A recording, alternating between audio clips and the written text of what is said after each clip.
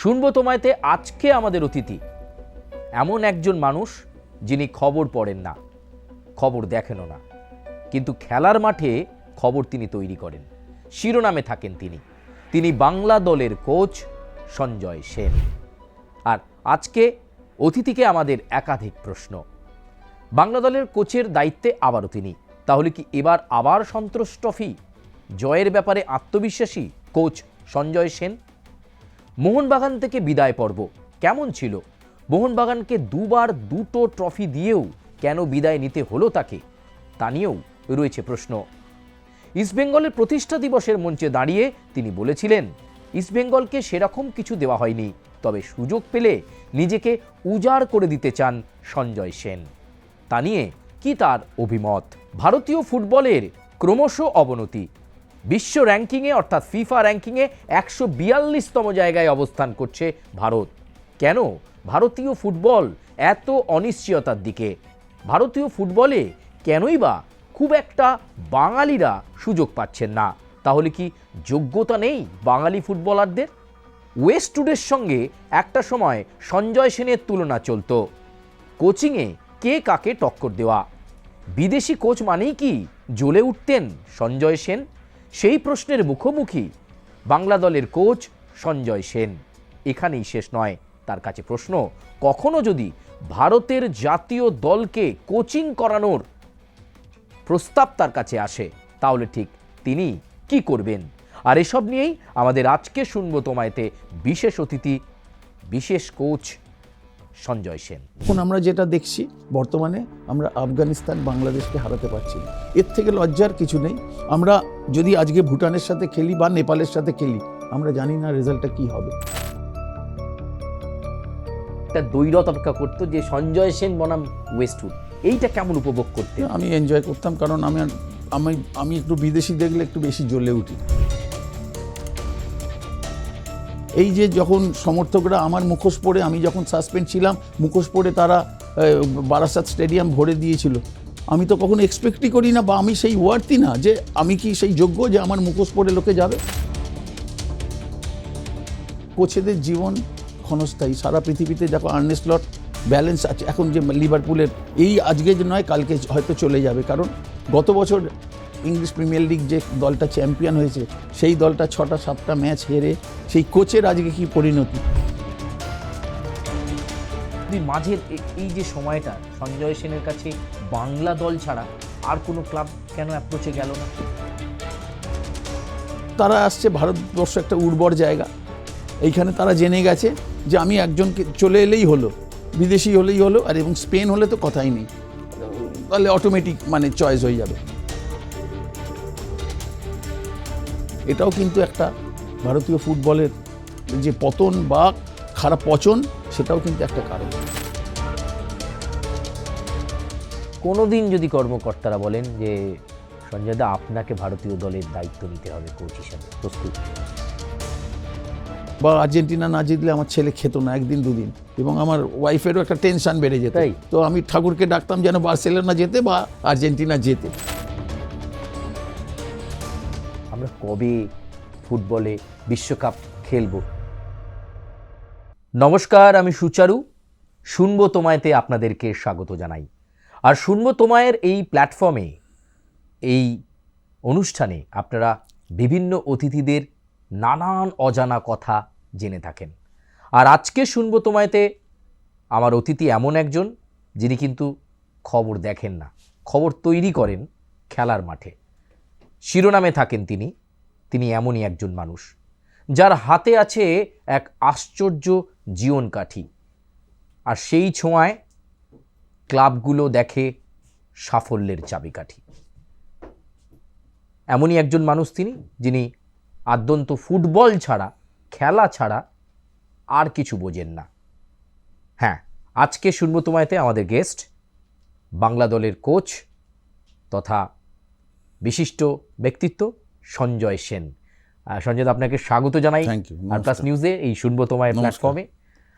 প্রথমে বলি, কেমন আছেন? কারণ আবার আপনি বাংলা দলের কোচ এবং আপনি আবার ভোরবেলা বেরিয়ে পড়ছেন, পাওয়া যাচ্ছে না আপনার টাইম। প্রতিবার অন্বেষণ খুঁজতেই কি বেরিয়ে পড়া?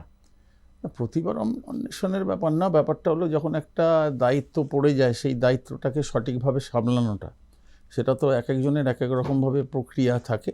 তো আমি আমার মতো করে চেষ্টা করি এবং এটা কিছু না, কারণ আমি যখন মানে বাংলা দলের দায়িত্বটা তো অন্যান্য দলের থেকে একটুখানি ভিন্ন, কারণ আমাদের যেভাবে দেখা হয় যে আমরা চ্যাম্পিয়ন ছাড়া আমরা কিছু বুঝি না বা আমরা জানি না, এবং সেই কারণেই এতবার বাংলা সন্তোষ ট্রফি চ্যাম্পিয়ন হয়েছে।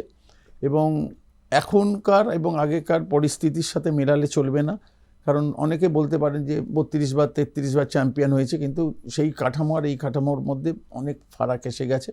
তখনকার দিনে মোহনবাগান, ইস্টবেঙ্গল, মোহামেডানের প্লেয়াররা সরাসরি সন্তোষ ট্রফি খেলতে যেত। এখন আই লিগ, আইএসএল হয়ে যাবার পরে যারা আই লিগ বা আইএসএল খেলে তারা সন্তোষ ট্রফিতে খেলতে পারে না, কিছুটা বাধ্যবাধকতা আছে নিয়মকানুনের একটা গণ্ডির মধ্যে থেকে। তো সেই কারণে অনেক বেশি টাফ, এবং আবার একদিক দিয়ে অনেক ভালো এটা বলতে হবে যে অনেক অনেক নতুন নতুন ছেলে বা নতুন, যেটা তুমি বললে প্রতিভা অন্বেষণের ব্যাপার, আমি ব্যক্তিগতভাবে বিশ্বাস করি বাংলায় প্রচুর প্রতিভা আছে।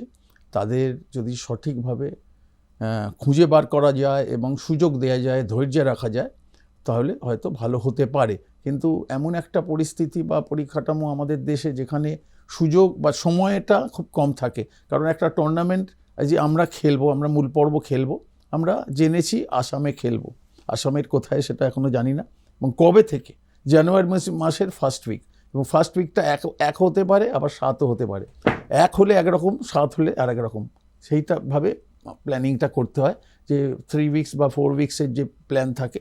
তো এই সময় এইসব বাধ্যবাধকতার মধ্যে থেকেও মানুষ একটা জিনিসই জানতে চাইবে, বাংলা চ্যাম্পিয়ন কিনা। তো কঠিন কাজ, চ্যালেঞ্জিং, দেখা যাক। গত বছর তো আপনি বাংলা দলকে চ্যাম্পিয়ন করলেন, কাজটা কতটা কঠিন ছিল। এবং আমি দেখলাম যখন কলকাতা এয়ারপোর্টে আপনারা এলেন ট্রফি নিয়ে, একটা উচ্ছ্বাস পর্ব, আপনার কাছে সাংবাদিকরা এগিয়ে গেল, আপনি বললেন আজকে আমার বলার দিন নয়, ওদের বলার দিন, প্লেয়ারদের বলার দিন। না, সেইটাই আমি মনে করি না যে আমি সাফল্য এনে দিলাম, এটা কখনোই না। আমাকে একটা দায়িত্ব দেয়া হয়েছিল এবং সেইটা পালন করার চেষ্টা করেছি। কাদের মাধ্যমে? খেলোয়াড়দের মাধ্যমে। এবং খেলোয়াড়রা যদি পারফর্ম না করতে পারতো, আমার কোনো মূল্য নেই। আমি লাকি যে আমি যে দায়িত্বটা দিয়েছিল, এবং ছেলেরা, যেটা একটা জিনিস বলা যায়, যেটা ধরো আমি যেটা বলেছি বা আমি যেটা করতে চাই বা করাতে চাই, সেটা করে দেখাবে কারা? করবে তো খেলোয়াড়েরা।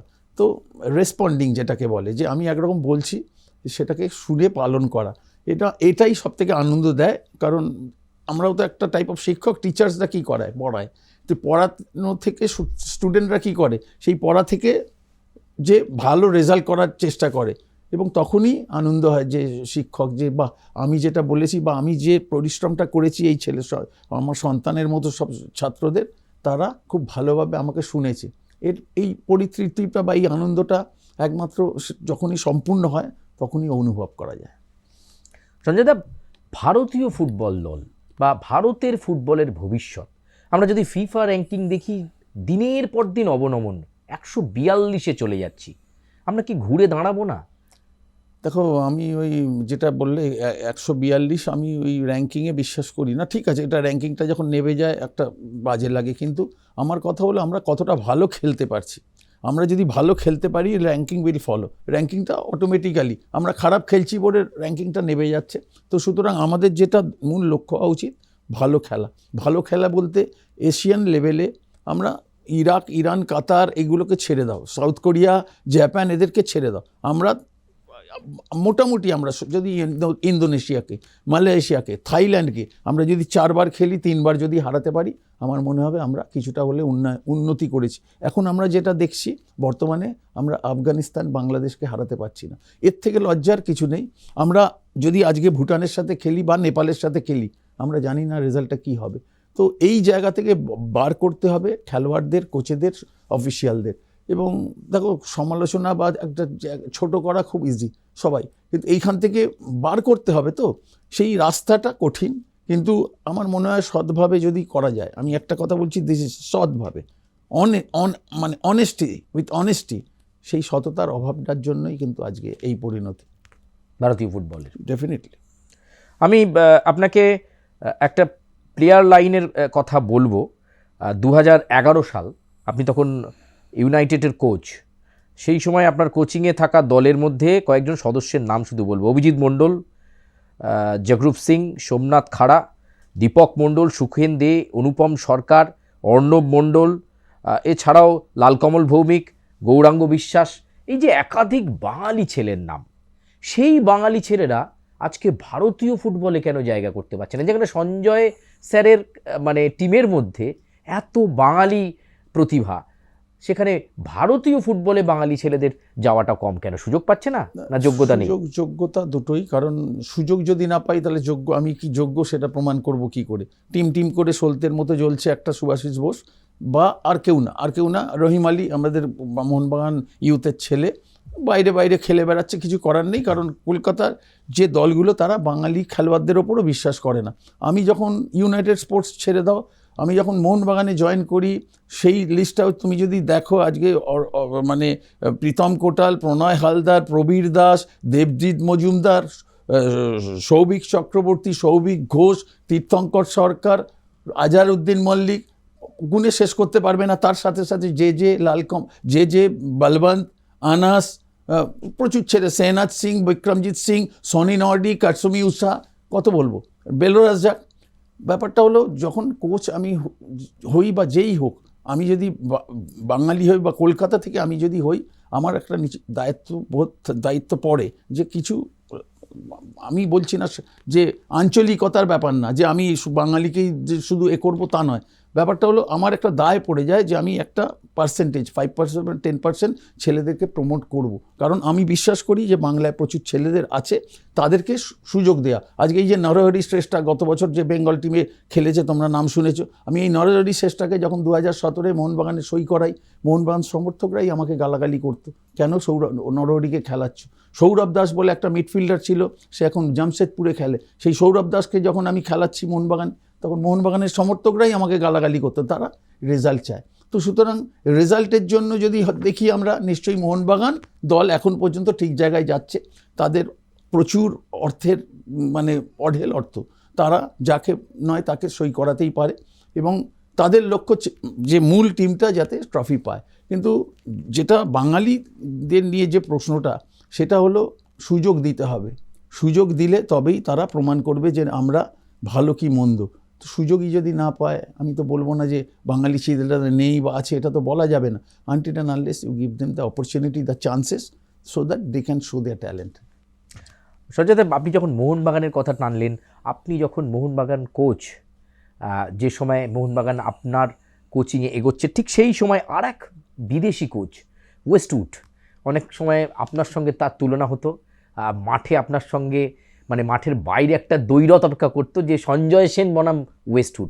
এইটা কেমন উপভোগ করতেন? আমি এনজয় করতাম, কারণ আমি একটু বিদেশি দেখলে একটু বেশি জ্বলে উঠি। সেটা কিন্তু বিদেশিদের এগেনস্টে আমার মানে কোনো এটা একটা না, কিন্তু আমাকে ইন্সপায়ার করতো। কেন এত বিদেশিরা রমরমা, ভারতীয়রা কি নেই? ভারতীয়দের প্রমাণ করতে হলে, ভারতীয় হিসেবে আমি যে প্রতিনিধিত্ব করছি বা আমার কাঁধেদের দায়িত্বটা দেয়া হয়েছে, তুমি যদি দেখো করিম বেঞ্চারি থেকে শুরু করে, মর্গ্যান থেকে শুরু করে ধুয়ে মুছে সাফ হয়ে গেছে, এলকো স্যাটোরি থেকে শুরু করে, এলকো স্যাটোরি ইস্টবেঙ্গলের কোচ, আমি মোহনবাগানের কোচ। তো ওয়েস্টউড বেঙ্গালুরুর কোচ, আমি মোহনবাগানের কোচ। আমরা বেঙ্গালুরুর সাথে 5 বার 6 বার যতবার খেলেছি, একবার ছাড়া সব ম্যাচ জিতেছি ওয়েস্টউডের। তো তারপরে অ্যালবার্টো রোকা এসছে, সেও আমার কাছে চ্যালেঞ্জ ছিল। অ্যালবার্টো রোকাওকে আমি ম্যাক্সিমাম টাইমে হারিয়েছি। তো সুতরাং কোনো ইন্ডিভিজুয়ালের এগেনস্টে না, দলের এগেনস্টে। দল যখন একটা বিদেশি কোচ বা স্বদেশি কোচ, বিদেশি কোচ দেখলে, তুমি যেহেতু ওয়েস্টউডের কথা বললে, আমার কিন্তু জ্বলে ওঠাটা সেই কারণে আরও বেশি করে ওঠে। কারণ আমি যখন ইউনাইটেড স্পোর্টসেও ছিলাম, তখন যদি দেখো মোহনবাগান, ইস্টবেঙ্গল বা অন্যান্য দল, যেসব দলে বিদেশি কোচেদের ছিল, আমার বলবো না, আমাদের দলের রেকর্ড যথেষ্ট ভালো ছিল। তো সুতরাং এইটা কিন্তু আমাকে একটা ইন্সপায়ার করতো যে আরও কিছু করতে হবে, যেটা আমি ছেলেদেরকে তাতাতাম, যে ছেলেদেরকে দিয়েই এই নিধন যেটাকে বলে, বধ করা যাকে বলে, সেইটাই আমরা চেষ্টা করতাম। আপনি মোহনবাগানকে ফেডারেশন কাপ দিয়েছেন, মোহনবাগান না, আমি এখানে একটা ইন্টারাপ্ট করছি, আমি দিয়েছি এরকম আমি কখনো বিশ্বাস করি না। হয়তো সেই লেভেলটা বা ছাপটা পড়ে যায়, আমি দিয়েছি। অনেকে আমি করতে বা শুনতে ভালোবাসে। আপনার কোচিংয়ের সময়কালে আমি কখনোই মনে করি না যে আমি দিয়েছি। আমি চেষ্টা করেছি, আবার বলছি, আমি চেষ্টা করেছি। আমি ভাগ্যবান যে আমি একটা বাঞ্চ অফ বয়েজ যেসব ছেলেদেরকে পেয়েছি এবং যেটা বলেছি সেটা শুনেছে।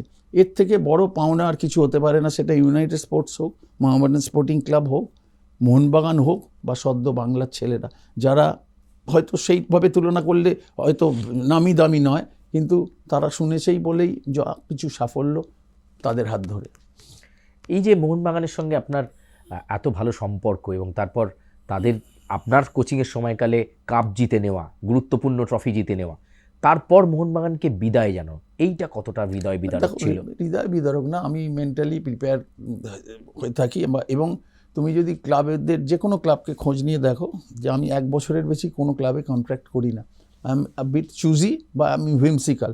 আমার হয়তো ক্যারেক্টার অনেকের সাথে মিলবে না, আমার ভালো না লাগলে আমি I just want to feel the atmosphere. তো পরিবেশটা যদি নষ্ট হয়ে যায় তাহলে আমার নেই। এবং আমি ওই গন্ধটা পাচ্ছিলাম 2018 সালে, যে স্মেলটা পাচ্ছিলাম, এই যে নরহরি শ্রেষ্ঠ তোর বাবা হয়, সৌরভ তোর বাবা হয়, এইসব যে ধ্বনিগুলো গ্যালারি থেকে ভেসে আসতো, 3 বছরে সেই সব জিনিস শুনিনি। তো আমি মেন্টাল প্রিপারেশন নিচ্ছিলাম যে আমি রাইট মোমেন্টে ছাড়বো, যেদিন আমি হারবো সেদিন আমি ছাড়বো। ঘরের মাঠে 33টা ম্যাচ আনবিটেন মোহনবাগান দল ছিল, যেদিন আমি হেরেছি সেদিন আমি ঠিক করেছি আমি তার থেকে দর্শকরা দেখো সবসময় যে সমর্থকরা চাইবে জয়, সেটা স্বাভাবিক। এই যে যখন সমর্থকরা আমার মুখোশ পরে, আমি যখন সাসপেন্ড ছিলাম, মুখোশ পরে তারা বারাসাত স্টেডিয়াম ভরে দিয়েছিল, আমি তো কখনো এক্সপেক্টই করি না বা আমি সেই ওয়ার্থই না যে আমি কি সেই যোগ্য যে আমার মুখোশ পরে লোকে যাবে। তারা ভালোবেসে করেছিল, তো সেই ভালোবাসা থেকেই হয়তো তারা থুতু বা ঢিল ছুঁড়েছিল, আমি সেটা সমানভাবে নিয়েছি এবং আমি কখনো সেটাকে গায়ে মাখিনি। কারণ কোচেদের জীবন ক্ষণস্থায়ী। সারা পৃথিবীতে দেখো আর্নে স্লট ব্যালেন্স আছে। এখন যে লিভারপুলের এই আজকে যে নয় কালকে হয়তো চলে যাবে, কারণ গত বছর ইংলিশ প্রিমিয়ার লিগ যে দলটা চ্যাম্পিয়ন হয়েছে সেই দলটা 6-7টা ম্যাচ হেরে, সেই কোচের আজকে কি পরিণতি, তো সেই কোচও জানে আমি যদি রেজাল্ট না দিতে পারি। তো সুতরাং এটা মন খারাপের ব্যাপার না, আমরা সেইভাবে তৈরি হই, কোচের যে জবটাই তাই, পারফর্ম অর পেরিশ।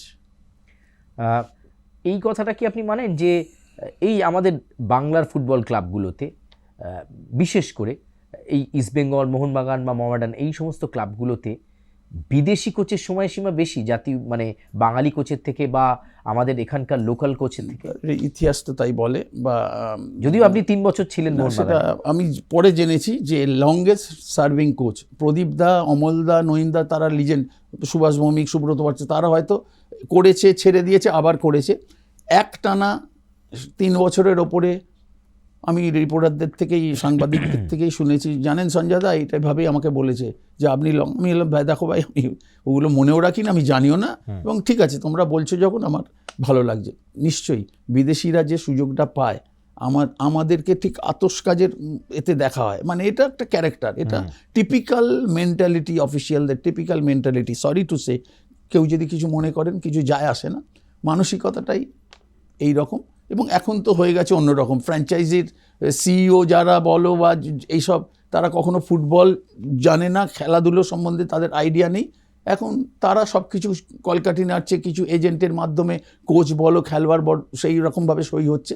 তো তখন একটা অন্যরকম ছিল পরিবেশ, এবং এই আইএসএল হয়ে যাবার পরে, ফ্র্যাঞ্চাইজি লিগ হয়ে যাবার পরে পরিস্থিতিটা, পরিবেশটা একদম পাল্টে গেছে। এখন আর কিন্তু সেই রকমভাবে অফিসিয়ালদের যে অফিসিয়ালরা যে, তো আমরা ছোটোবেলা থেকে শুনি যে আইএফএ অফিসে যেরমভাবে সব সাইনিং হতো, কেউ তুলে নিয়ে চলে যেত, সেই সব অতীত হয়ে গেছে। এখন পুরোপুরি অন্যরকম পাল্টে গেছে জিনিসটা। তো সুতরাং বিদেশি কোচেরা নিশ্চয়ই অনেক বেশি সুযোগ পায়, যেটা ভারতীয়দের দেয়া হয় না, সেটা ন্যাশনাল টিমের বলো বা ক্লাব লেভেলেই বলো। আচ্ছা, এই আপনার কোচিং কেরিয়ারে আপনি এত সফল, কিন্তু কখনো মনে হয় না যে এই মাঝের একটা সময়, মানে আপনার কাছে একটা নিখুঁত বিশ্লেষণ আছে, আপনি টিম সাজিয়ে নিতে পারেন, আপনি কিভাবে খেলাবেন সেটা তাদেরকে সেইভাবে ট্রিক্সগুলো বলেন, সেইটা তারা অ্যাপ্লাই করলে সাফল্য আসে, কিন্তু মাঝের এই যে সময়টা সঞ্জয় সেনের কাছে বাংলা দল ছাড়া আর কোনো ক্লাব কেন অ্যাপ্রোচে গেল না? সেটা দেখো, এটা তো আমার কাছে আই ক্যান্ট চুজ না, এগুলো যারা কোচের ঠিক করবে তাদের ওপর নির্ভর করে, তাদের আস্থা। আবার বলছি বিদেশি, এবং এখন আইএসএল ছেড়ে দাও, আই লিগেও 90% ক্লাব ফরেন কোচেস, এবং যেটা তোমরা হয়তো জানো না, বা তোমাদের এই এই এই চ্যানেলের মাধ্যমে বা যারা এই শ্রোতা আছে তাদের জানা এবং বোঝা উচিত যে বিদেশি হলেই ভালো নয়, এবং যেসব বিদেশিরা আসছে, আমার চাকর বাকর বলতে আমার কোনো দ্বিধা নেই, এরম স্ট্যান্ডার্ডের বিদেশিরা আসছে এবং আমরা যে টাকায় করব না সেই টাকাতে তারা করছে, কারণ দেয়ার ইজ নো জব, তাদের দেশে কোনো জব নেই, কারণ তারা আসছে, ভারতবর্ষ একটা উর্বর জায়গা, এইখানে তারা জেনে গেছে যে আমি একজনকে চলে এলেই হলো, বিদেশি হলেই হলো, আর এবং স্পেন হলে তো কথাই নেই, তাহলে অটোমেটিক মানে চয়েস হয়ে যাবে। তো এইভাবে চলছে এবং এইভাবে চলবে। এটাও কিন্তু একটা ভারতীয় ফুটবলের যে পতন বা খারাপ পচন, সেটাও কিন্তু একটা কারণ। এই যে ভারতীয় ফুটবলের ভবিষ্যৎ এতটা অনিশ্চিত হয়ে যাচ্ছে, আপনি কি মনে করেন AIFF এর দায়িত্বে যারা বসে রয়েছেন তাদের সবাই খুব অ্যাক্টিভ নয়, নইলে তারা ভারতের বিষয় নিয়ে একটু ভাবতেন? দেখো, আজকে যে পরিণতিটা হয়েছে নিশ্চয়ই তাদের দোষেই হয়েছে এবং তাদেরকেই উদ্ধার করতে হবে। তো কাউকে ইজি বলে দেওয়া যায় যে এরাই দায়ী, বা এরা যখন দায়িত্বে আছে দায়িত্বটা তো নিতে হবে। আমি যদি কোচ হিসেবে দলের দায়িত্ব নিই, দলের ব্যর্থতা তার যখন হয় তখন স্বীকার করে চলে গিয়েছি, এইটা অফিসিয়ালদেরও করা উচিত। অফিসিয়ালরা জানে আমরা once I am in chair, this is mine, এই চেয়ারটা যে তোমাদের কাছে এসছি, আধ ঘন্টা বাদে আরেকজনকে ছেড়ে দিতে হবে, সেই বোধটাই তাদের নেই। তো সেইভাবেই তারা চলছে এবং এই জায়গাটায় বড় ধাক্কা দেওয়ার প্রয়োজন আছে, কারণ নিজেরা যদি না সচেতন হয় নিশ্চয়ই তাদেরকে জাগিয়ে দেওয়ার একটা প্রয়োজন আছে। কিভাবে জাগবে সেই প্রক্রিয়াটা আমার জানা নেই। আমার শুধু আমাদের যারা আমরা ফুটবলের সাথে জড়িত, আমরা চাই ভারতবর্ষ যাতে একটা ভালো ফুটবল খেলে, আমরা ভারতীয় হিসেবে যাতে গর্ব অনুভব করি, যে ফুটবলে যারা আছি তারা যাতে গর্ব অনুভব করি। সেই দিনটা যদি ফিরিয়ে দেয়, এর থেকে ভালো আর কিছু হতে পারে না। সঞ্জয় দা, আপনার পূর্ববর্তী সময়ে অমল দত্ত বা পিকে, তাদের কথা বলছি, আপনার কাছে প্রিয় কোচকে বা মনে লাগার মতো যা স্টাইলটা মনে হলো যে বাহ, এটা দারুণ তো এই কোচিং স্টাইলটা? আমরা সৌভাগ্যবান যে আমরা প্রদীপদা আর আমি ইস্টার্ন রেলের কর্মী ছিলাম, প্রদীপদা তোমরা জানো ইস্টার্ন রেলে ছিলেন, এবং প্রদীপদাই 97-এ আমাকে রেল এফসিতে দায়িত্ব দেয় যে তুমি রেলে করো, কারণ প্রদীপদার কাছে আমি ইন্টার রেল খেলেছি 3 বছর, চ্যাম্পিয়ন হয়েছিলাম। তো প্রদীপদার হয়তো তার জহুরির চোখে মনে হয়েছিল যে সঞ্জয় এটা পড়ে, এবং আমি সেই বছরই NIS করি, 97-এ NIS করি। তো প্রদীপদা আমাকে যখন দায়িত্বটা দেন, এবং এটা আমি মানে ভাগ্যবান যে সরাসরি রেল এফসির মতো কেউ দায়িত্ব পায় না, কিন্তু 98 থেকে 2006 অবধি আমি রেল এফসির কোচ ছিলাম। তো এই সময় আমরা দেখেছি, নঈমদাকে দেখেছি, অমলদাকে দেখেছি, প্রদীপদাকে দেখেছি, সুভাষ ভৌমিক, সুব্রত ভট্টাচার্য। তো আমরা সৌভাগ্যবান যে এরম টাইপের সব একজন কিংবদন্তি লিজেন্ডস, তাদের বিপক্ষে বা তাদের পাশে থেকে প্রত্যেকের থেকে ভালোটা নেওয়া, ছেঁকে নেওয়া, ছাঁকনির মতো তো নেওয়া। এবং আমি এইখানে একজনের কথা নিশ্চয়ই বলবো, প্রদীপদা তো আমাকে এনেছেন এখানে, ঠিক আছে, কিন্তু কলিন টোল, আমি যখন ইন্ডিয়া আন্ডার 16 টিমের দায়িত্বে মানে যখন জয়েন করি, এবং কলিন টোলের আন্ডারে ছিলাম আমি 3 বছর ছিলাম, আন্ডার 16, 19, 2007 to 2010। ওই 3টে বছর আমার জীবনে একটা মানে কি বলবো, যে নবজাগরণ বলে, বা ওই কলিনের আন্ডারে যে ফুটবল কোচ হিসেবে, মানুষ হিসেবে, এবং কি করে খেলোয়াড়দেরকে how to deal with the players, সেইটা আন্ডার 16, 19 ক্যাম্পে যে 3 বছর ছিলাম, আজকে যে এইখানে বসে কথা বলছি হয়তো সেটার জন্যই হয়েছে। এছাড়া তো নিশ্চয়ই রেসপেক্ট আছে অমলদা, প্রদীপদা, নঈমদা। এই যে গত সন্তোষ ট্রফি যখন হায়দ্রাবাদে হয়, নঈমদা আমাদের বাসে উঠে এসেছিলেন, মানে বাসে উঠে ছেলেদের সাথে, এবং যে ছেলেরা হয়তো নঈমদার নাম অনেকেই শোনেনি, কিন্তু নঈমদা খুব ভালো লেগেছিল আমাদের, যে নঈমুদ্দিনের মতো একজন মানুষ একদম বাসে উঠে ছেলেদের সাথে করছে, যে তাদেরকে আরও ইন্সপায়ার করছে। তো ঠিক আছে, এইটাই বলার। আর সঞ্জয় দা, আপনার কাছে আরও একটা প্রশ্ন, সেটা হচ্ছে যে ভারতীয় ফুটবল নিয়ে আবার ইগর স্তিমাচ, তিনি সরে যাওয়ার পর খালেদ জামিল ভারতীয় ফুটবলের দায়িত্ব নিলেন, কোচ হিসাবে দায়িত্ব নিলেন। শোনা গিয়েছিল যে সঞ্জয় সেনের কাছেও অফার আসতে পারে। এই যে বিদেশি কোচ সরিয়ে খালেদ জামিলকে দায়িত্ব দেওয়া হলো, খালেদ জামিল কি এই মুহূর্তে দাঁড়িয়ে অনেকটা সফল হলেন, নাকি বোধহয় সঞ্জয় সেনকে দায়িত্ব দিলে ভারতীয় ফুটবলের চরিত্রটা পাল্টে যেত? না, কখনোই ওটা বলবো না। আমার আনন্দ হয়েছিল এই কারণে যে আলটিমেটলি আমি দীর্ঘদিন ধরে বলে আসছিলাম যে জাতীয় দলের কোচ ভারতীয় হওয়া উচিত। সারা পৃথিবীতে যদি আমরা দেখি 90% দেশে, 90% দেশে দেশীয় কোচের, আজকে জাপান যে পরপর 7টা থেকে 8টা বিশ্বকাপ খেলছে, তারা কখনো বিদেশি কোচ, জিকোকে এনেছিল যখন যে লিগের শুরু করেছে তখন এনেছিল, এটা আলাদা কথা। কিন্তু অন্যান্য দেশে যদি আমরা তাকিয়ে দেখি, ব্রাজিল এই জবে থেকে ওয়ার্ল্ড কাপ খেলছে, এই প্রথমবার আনসেলতিকে কোচ করেছে। এছাড়া 5বার তারা জিতেছে, 5জন নিজের দেশীয় কোচেদের। তো সুতরাং আমি মনে করি বিদেশি কোচেদের নিশ্চয়ই দরকার আছে, ইউথ লেভেলে নিশ্চয়ই দরকার আছে, ফুটবল ডেভেলপমেন্টে নিশ্চয়ই দরকার আছে। কিন্তু সিনিয়র প্লেয়ারদেরকে ডিল করতে গেলে আমার মনে হয় এনাফ ইজ এনাফ। 30-40 বছর ধরে বিদেশি কোচের ছিল, এখন ভারতীয় কোচেদেরকে সুযোগ দেওয়া উচিত। ঠিক আছে, রেজাল্টটা হয়তো সেইভাবে এক্সপেক্টেড অনুযায়ী আমরা করতে পারিনি, কিন্তু যে ডিসিশনটা নিয়েছে এটাকে বাহবা জানাতেই হবে। সে আমি হই বা যে হই, আমি নিশ্চয়ই অ্যাপ্লাই করেছিলাম। আমি ম্যানেলো মার্কোয়েজকে যখন ইয়োগার্ড স্টিমকের পরে ম্যানেলো মার্কোয়েজ হয়েছিল, তারপরে খালিদকে নিয়েছিল। যখন মার্কোজকে যখন অ্যাপয়েন্ট করা হয় তখনও আমি অ্যাপ্লাই করেছিলাম, লাস্ট টাইমও আমি অ্যাপ্লাই করেছিলাম। তো খালিদকে করেছে, খালিদ ওয়াজ অলসো অ্যাপ্লিকেন্ট, একজন applicant, he is one of the successful coach. ঠিক আছে, এটা ভালো যে অন্তত বিদেশিদের দিকে না ঝুঁকে ভারতীয়দের করেছেন এআইএফএফ। কোনোদিন যদি কর্মকর্তারা বলেন যে সঞ্জয় দা আপনাকে ভারতীয় দলের দায়িত্ব নিতে হবে কোচ হিসাবে, প্রস্তুত? না, নিশ্চয়ই। আমি তো স্বপ্ন দেখি, না হলে অ্যাপ্লাই করবো কেন? আমি তো প্রো লাইসেন্স 62 বছর 63 বছর বয়সে আমি প্রো লাইসেন্স কেন করতে গেছি? আমি তো না করলেও পারতাম। আমি তো ম্যাক্সিমাম ভারতের যত ট্রফি আমি জিততে পেরেছি, তো সুতরাং আমি তো নাও করতে পারতাম। কিন্তু আমার স্বপ্ন ছিল যে প্রো লাইসেন্স করব, এবং প্রো লাইসেন্স করার পরে অপেক্ষা করব যতদিন আমি সুস্থ সবল থাকব। কারণ কোচিং তো আর এমনি না যে আমি করলাম আর এসে গেল, তোমাকে ধৈর্য রাখতে হবে, পেশেন্স রাখতে হবে। যেভাবে রেজাল্ট পেতে গেলে ধৈর্য রাখতে হয়, সেইভাবে এটাও অপেক্ষা করার কাজ। যদি কখনো মনে করেন সেটা দেখা যাবে। আবার কি এবছর মনে করেন যে আপনার ছেলেরা, আপনার টিম আবার এবছর বাংলা সন্তোষ ট্রফি জিততে চলেছে? কতটা এইভাবে অ্যালেক্স ফার্গুসন এখানে বসে বলতে পারবে না যে আমরা জিতবই, কিন্তু নিশ্চয়ই এটা জেতার লক্ষ্যেই নাবা। এবং দেখো, জেতা, একটা ট্রফি জেতা এবং সেই খেতাবটাকে ধরে রাখা অনেক বেশি কঠিন, এবং সেই কঠিন কাজটা আমাদেরকে করতে হবে। দেখা যাক সেটা।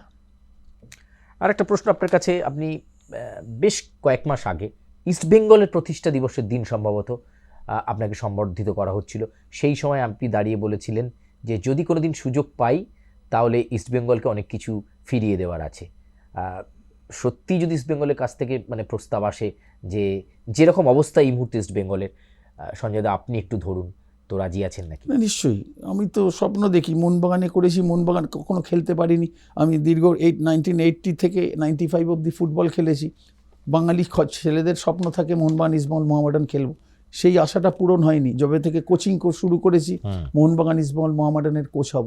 আমি যখন ইউনাইটেড স্পোর্টসে ছিলাম, আমি গণশক্তির এক পত্রিকা, এরম পত্রিকা না, একটা ইন্টারভিউতে আমি বলেছিলাম যে আমি 5 বছরের মধ্যে বড় দলের কোচ হব, কিন্তু কেউ আটকাতে পারবে না। সেই স্বপ্নটা দেখেছিলাম আমি। আই ওয়াজ ফরচুনেট এনাফ, বেশি দিন সময় লাগেনি। আমি 2012 ইউনাইটেড স্পোর্টস ছাড়ার পরে 2014 সালে 13 সালে আমি মোহামেডানের কোচ হয়েছি, 14 সালে ডিসেম্বরে আমি মোহনবাগানের কোচ হয়েছি। তো এটা কোনো না, কোচিং জবটাই তো তাই, যে বিভিন্ন ক্লাবে করাটা একটা চ্যালেঞ্জ নেওয়া, চ্যালেঞ্জটাকে উপভোগ করা, এবং সাফল্য, যে সাফল্যটা দরকার, ক্লাব যে ট্রফিগুলো চায় সেই সাফল্যটা দেওয়া, সেটাই একটা কোচের মানে দায়িত্ব। এবং সেটার লক্ষ্যেই তো এই যে পরিশ্রম বলো, যা কিছু বলো, সবই তো তাই। বিগত কয়েকটা মরশুম ধরে মোহনবাগান যে ধরনের সাফল্য পাচ্ছে, অনেক বছর হয়ে গেল সঞ্জয় দা, ইস্টবেঙ্গলে সেই সাফল্য নেই। না, খামতি ব্যাপারটা হলো একটা জায়গা তো আছে, ম্যানেজমেন্টের একটা ব্যাপার আছে, টিম বিল্ডিং প্রসেসের একটা ব্যাপার আছে, কোচের একটা ব্যাপার আছে, সব কিছু মিলিয়ে। এবং সাফল্য দেখো, কিছু কিছু ক্ষেত্রে তুমি মানে সব কিছু ঢেলেও, আজকে ম্যানচেস্টার ইউনাইটেডকে যদি আমরা দেখি, অ্যালেক্স ফার্গুসন চলে যাওয়ার পরে তাদের ট্রফি বলতে কিছুই নেই। মাঝে মাঝে কিছু কিছু ট্রফি পেয়েছে, কিন্তু ইংলিশ প্রিমিয়ার লিগ, যেটার জন্য আজকে ম্যানচেস্টার ইউনাইটেডের সেইটা কিন্তু কেউ অ্যাচিভ করতে পারছে না। তার মানে কি, যে কোচগুলোকে আনছে তারা কি ভালো নয়, না প্লেয়ারগুলোকে ভালো নয়? কারণ কম্পিটিশনটা এমন জায়গায় চলে গেছে, সেখানে খুব ডিফিকাল্ট। এবং মানে একটা লড়াই করতে গেলে যে দল ভারী ভারসাম্য রেখে দলটা গড়া, এবছর কিছুটা হলেও চেষ্টা করেছে ইস্ট বেঙ্গল ক্লাব, এবং সেই এটা যদি এইভাবে প্রক্রিয়াটা চালু রাখে আজ নয় কাল তারাও সাফল্য পাবে, এটা সময়ের অপেক্ষা। সঞ্জয় দা, এবার একটু বিশ্বের নিরিখে যদি যাই, বিশ্বকাপ ফুটবলের নিরিখে, তাহলে মানে লাতিন আমেরিকা নাকি ইউরোপ, আপনার পছন্দের জায়গাটা কোনটা? দেখো, আমি ঠিক 2022 সালে লেক ক্লাবে সিআরসি ক্যালকাটা রোয়িং ক্লাবে একটা প্রোগ্রাম হয়েছিল, ওখানে অনেকে ছিল, কমটন দা, বিশ্বদা, গৌতম সরকার সবাই ছিল, বিশ্বজিৎ ভট্টাচার্য, এবং সবাইকে প্রশ্ন করা হয়েছিল, কিন্তু আমি ওখানে বলেছিলাম আর্জেন্টিনা চান্স ম্যাক্সিমাম, এবং ফরচুনেটলি আর্জেন্টিনা চ্যাম্পিয়ন হয়েছে। এবং এটা হয়তো কিছুটা দুর্বলতা, কারণ আমার সন্তান মানে আমার ছেলে বার্সেলোনার ফ্যান আর মেসির ফ্যান, মানে বার্সেলোনার খেলা হলে আমি ভয় আতঙ্ক থাকতাম যে ও যদি বার্সেলোনা না জিতলে বা আর্জেন্টিনা না জিতলে আমার ছেলে খেত না একদিন দুদিন, এবং আমার ওয়াইফেরও একটা টেনশন বেড়ে যেত। তো আমি ঠাকুরকে ডাকতাম যেন বার্সেলোনা জেতে বা আর্জেন্টিনা জেতে, তো সেই কারণেই আর্জেন্টিনার ওপর ঝুঁকেছিলাম। এবং ফুটবলটা এখন অনেক বেশি কঠিন, এবং এবছর অনেক বেশি দল খেলছে, আননোন অপোনেন্ট যেটাকে বলে। এবং আজকে ব্রাজিলের সাথে মরক্কোর খেলা, মরক্কো আজকে আন্ডার-17 ওয়ার্ল্ড কাপ চ্যাম্পিয়ন হলো রিসেন্টলি। তো সুতরাং ফুটবলটা কোন জায়গায় চলে গেছে এটা কেউ হট ফেভারিট বলে কিছু হয় না, তাও হলে কিন্তু ব্রাজিল এতদিন স্ট্রাগল করতো না, সেই কবে চ্যাম্পিয়ন হয়েছে তারপর থেকে কিন্তু আমরা তো বাঙালিরা যারা কেউ নয় ব্রাজিল, নয় আর্জেন্টিনা, নয় জার্মানি, এই তিনটে দলে বিভক্ত হয়ে যায়। কিন্তু তার বাইরেও যদি আমরা দেখি স্পেন দুবার চ্যাম্পিয়ন হয়ে গেছে, অন্যান্য দল চ্যাম্পিয়ন হয়ে যাচ্ছে। তো সুতরাং বলা কঠিন কে চ্যাম্পিয়ন হবে, এবং এখনও কিছুটা সময় বাকি আছে, অন্যান্য গ্রুপের বিন্যাসটা এখনও হয়নি, গ্রুপিংটা হয়ে গেছে, কিন্তু আরও কোয়ালিফিকেশনের খেলাগুলো বাকি আছে। ইটালির মতো দেশ দুটো বিশ্বকাপ খেলতে পারেনি, কোয়ালিফাই করতে পারেনি, তো অনেক কঠিন। এবং দেখা যাক, এখনও সময় আছে, সেই সময়টা আসেনি যে ইউরো বা ল্যাটিন আমেরিকা বা কোন দেশ হতে পারে, এটা বলা এখন আমার পক্ষে কঠিন। আমি সেই জায়গায় পৌঁছইনি বা আমি বিশেষজ্ঞই নই ওই ওয়ার্ল্ড ফুটবল সম্বন্ধে কমেন্টস করা। আমি চেষ্টা করি খেলা দেখার, ইংলিশ প্রিমিয়ার লিগটা ম্যাক্সিমাম দেখে শেখার চেষ্টা করি কোচেদের বা খেলোয়াড়দের, এবং নিজেদেরকে উন্নত করার জন্য। মানে আপনি মনে করেন এত কোচিং করার পরও আপনি এখনও শিখছেন? নিশ্চয়ই, শেখার শেষ নেই। আমি যেটা করেছি অনেক কিছু ভুল করছি, এই আমার একটা সেলফ অ্যানালিসিস, যে এই যে আজকে আমি দুটো ছেলেকে যদি আমি দেখলাম যে এই ছেলেটাকে আমি রিপ্লেস করে আর একটা নামালাম, এটা কি আমার সঠিক হলো না আমার ভুল সিদ্ধান্ত হলো? এগুলো তো আমাদেরকেও ভাবতে হয়। যখন আমরা ম্যাচ খেলি, কম্পিটিটিভ ম্যাচ খেলি, রেজাল্ট আমার পক্ষে গেল কি বিপক্ষে গেল, কি করে হলো বা কেন হলো, এটা করলে আরও ভালো হতো, এটার তো কোনো শেষ নেই। তো সুতরাং যত বেশি দেখব, যত বেশি পড়ব, তত বেশি শেখা যাবে, এটা আমার মনে হয়। এটা সকলেই জানে যে আমি এক ডিগ্রি নিয়ে এলাম আর ডিগ্রিটা পকেটে থাকলো, আর কিছু দেখলাম না, শুনলাম না, আমি আমার মতো চললাম, তাহলে হবে না এবং রেজাল্টও পাওয়া যাবে না। আপনার বাংলা দলের একজন প্লেয়ার গত বছর ভীষণ নজর কেড়েছিল, রবি হাঁসদা। তার গ্রামে আমরা একটা সময় গিয়েছিলাম, কি মানে জীবন সংগ্রামের মধ্য দিয়ে উঠে আসা রবির, এবং তারপর দলের সাফল্যে তারও যথেষ্ট একটা কন্ট্রিবিউট রয়েছে। এবারে কি রবির মতো এরকম অনেক নতুন ফ্রেশ লেগ, নতুন প্লেয়ার আমরা দেখব? নিশ্চয়ই কিছু প্লেয়ার তো আমরা দেখবই, কারণ পুরো যে দলটা ছিল সেই দলটাই তো খেলবে না, ওই দলের মধ্যে কয়েকজন যেতে পারে, শিওর না, কারোর স্থান পাকা নয়। যেসব ছেলেদেরকে আমি ডেকেছি গত বছর যারা খেলেছিল, তাদেরকে আমি গতকাল এই মেসেজটাই দিয়েছি, তোমাদেরকে ডাকা হয়েছে তার মানে এই নয় যে তোমরা অটোমেটিক সিলেক্টেড, তোমাদেরকে প্রমাণ করতে হবে যারা আজকে ট্রায়াল দিচ্ছে তাদের থেকে তোমরা বেটার। তো এটা তাদের কাছে চ্যালেঞ্জ। রবি হাঁসদা যদি একটা নিদর্শন হতে পারে যে আমি আরেকজন রবি হাঁসদা হব, এই রবি হাঁসদাই কিন্তু আরও দুটো ছেলেকে উদ্বুদ্ধ করবে। এবং আমি মানে এই তুমি যেহেতু বাংলা দলের কথা বললে, যে এই গরিব যে বা নিম্নবিত্ত, এই যে আবু সুফিয়ান বলে আমার একটা খেলোয়াড় ছিল বা আছে, সে গত বছর আমাদের বাংলা দলের ওয়ান অফ দ্য মেন ফাইনালেও খেলেছে তাকে। তো তার পারিবারিক অবস্থাও খুব খারাপ। যখন এয়ারপোর্টে তার মা এবং বোন এসেছিল এবং আমাকে যখন ওনার মায়ের কাছে নিয়ে গেলেন, আমি এইটুকু বলেছিলাম যে 7 দিন 10 দিন অপেক্ষা করুন, নিশ্চয়ই ভালো কিছু হবে। আমি ভালোটা যে একদিন বাদে হবে সেটা জানতাম না, কারণ পরের দিন আমাদের সিএম নবান্নে ডেকে নিয়ে তাদেরকে চাকরি দিয়ে দিয়েছিলেন, মানে যেটা সবাই জানে যে আমাদের 21-20টা প্লেয়ারের মানে অ্যাপয়েন্টমেন্ট গত বছর চাকরি হয়েছিল, মানে সেটা আমার কাছেও আনএক্সপেক্টেড ছিল। আমি একটা ওনাকে আশ্বাস দেওয়ার জন্যই বলেছিলাম যে আপনার কোনো চিন্তা নেই, বাংলা চ্যাম্পিয়ন হয়েছে, একটা ভালো কিছু হবে। তো এইটা খুব আনন্দ দেয় যে আজকে এই যে সে তার ফুটবলের মাধ্যমে তার পরিবারের মুখে হাসিটা ফোটাতে পারল। সঞ্জয় দা, অনেকক্ষণ আলোচনা হচ্ছে, আপনার কাছে শেষ প্রশ্ন, ভারত কবে বিশ্বকাপ খেলবে? আমরা একবার 50-এ সুযোগ পেয়েছিলাম, নানা কারণে আমরা যেতে পারলাম না। আমরা কবে ফুটবলে বিশ্বকাপ খেলবো? জেতা হারাটা বড় কথা, মানে আমরা কোয়ালিফাই করে অন্তত সেখানে পৌঁছবো কবে? কঠিন প্রশ্ন, এটার কোনো আমার কাছে এত সাবলীলভাবে আমি কথা বলে গেলাম, আমার মনে হয় আমি সাবলীলভাবে একদম, তোমার একদম। সাথে কথা বলেছি, কিন্তু এইটার কোনো উত্তর আমার কাছে এখনো নেই।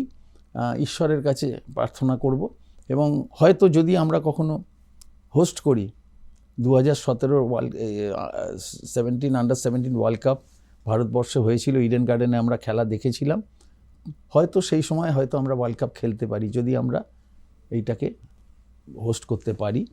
কোয়ালিফাই করে হবে না এটা বলা যাবে না, কিন্তু কঠিন কাজ। আমি যদি দেখে যেতে পারি ইহো জন্মে আমার জীবিত অবস্থায়, এর থেকে আনন্দ হয়তো আর আমার জীবনে আর কিছু পাবো না যদি এটা হতে পারে, মানে তুমি তোমার মুখে ফুল ফুটুক, এইটুকু আমি বলতে পারি। অনেক ধন্যবাদ আপনাকে, এবং শুভকামনা জানাই যে এবারও আপনার কোচিংয়ে বাংলা দল সন্তোষ ট্রফি নিয়ে আসুক, আর আমরা নিশ্চয়ই কলকাতা এয়ারপোর্টে অপেক্ষা করব আপনি এবং আপনার দল যখন ট্রফি নিয়ে ফিরবেন সম্বর্ধিত করবার জন্য। অনেক ধন্যবাদ সঞ্জয় দা, আপনি অনেক ব্যস্ত মানুষ, তবে এসেছেন শুনবো তোমায়তে আসার জন্য, ধন্যবাদ। আজকে আমরা বাংলা দলের কোচ সঞ্জয় সেনের মুখে শুনলাম নানা অজানা কাহিনী, এবং আবারও তিনি প্রত্যয়ী এবং তার ছেলেদের নিয়ে তিনি আত্মবিশ্বাসী। আমরাও শুভকামনা জানালাম। শুনবো তোমায় আজকের মতো এ পর্যন্তই, তবে আপনাদের সঙ্গে আবার আমাদের দেখা হচ্ছে অন্য কোনো অতিথি নিয়ে এই প্ল্যাটফর্মে। ধন্যবাদ।